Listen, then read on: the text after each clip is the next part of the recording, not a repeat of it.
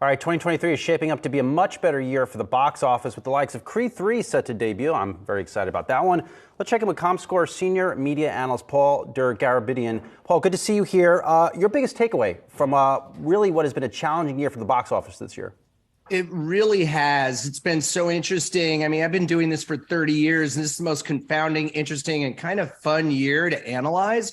So it's been a real roller coaster ride. I mean, we started off in January with Spider-Man No Way Home that led that month. It actually opened in December of last year. But this year, Top Gun, it's all about Top Gun and, of course, Avatar right now. But Top Gun was the movie that signified to the world that the movie theater was the best place to view filmed entertainment.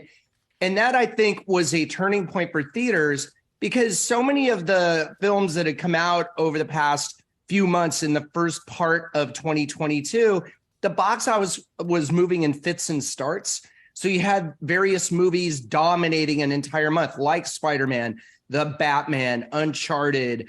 It really wasn't until we got to this summer when Doctor Strange kicked off the summer movie season in grand fashion with a $184 million opening weekend that we felt like, wow, we're going to have a great year.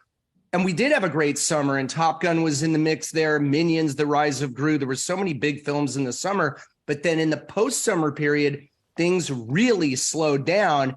And it would be weeks where one movie would dominate. Black Panther, Wakanda Forever was number one for 5 weekends in a row until, of course, Avatar, The Way of Water opened, which, by the way, has now eclipsed the $1 billion mark at the global box office. If there's anything that you can extrapolate from previous recessions and movie-going habits or content consumption, what would you apply towards 2023 and the release schedule that we know of, at least right now, as it relates to what's going to come out, the movie theaters that can be impacted, the amount at which some end users are comfortable spending for that streaming and that content or that movie-going experience? Yeah, well, there's a lot to unpack there for sure. But the good news is for 2023 is that there's more movies more often.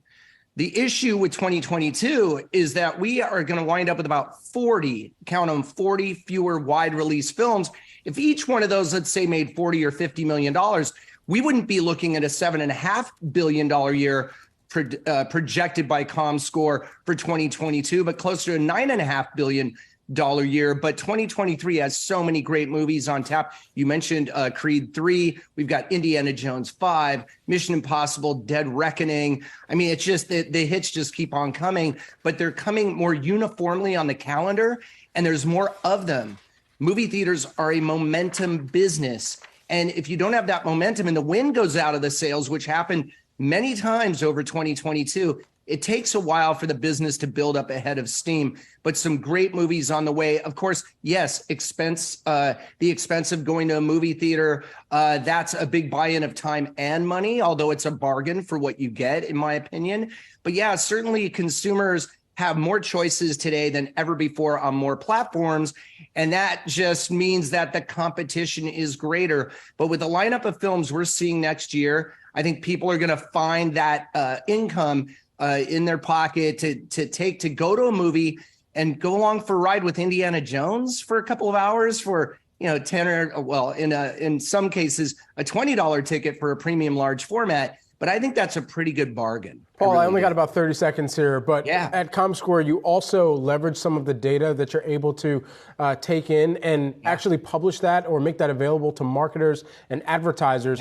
We're seeing a pullback in some of the dollars spent from advertisers given the cost restructuring that's taking place at companies right now. And so with that, have you seen a material shift in where advertisers are putting their dollars?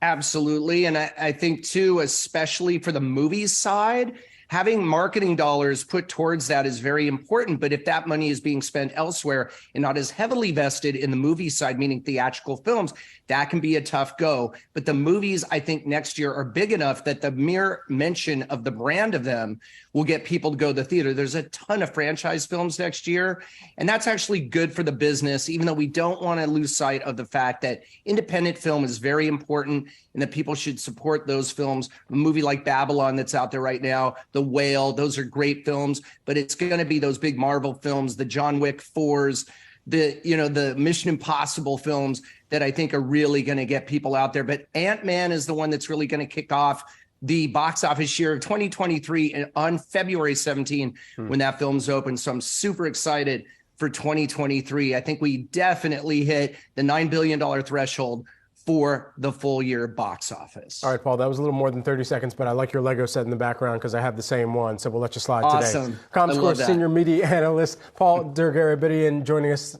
Happy Thanksgiving. Happy New Year. Happy New Year to you. Happy to everyone. Happy holidays. Yeah.